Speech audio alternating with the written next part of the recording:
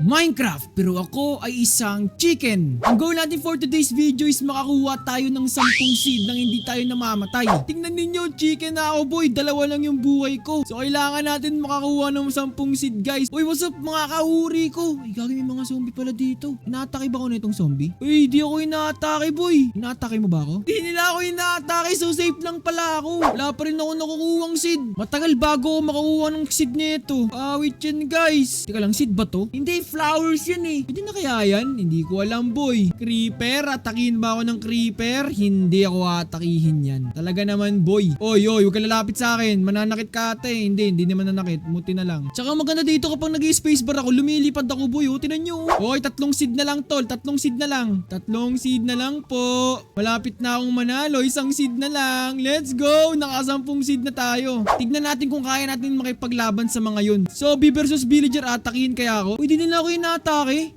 Ala ka, inaatake ako. Ay, comment kayo sa comment section kung anong next na mobs yung gusto nyong gayahin ko.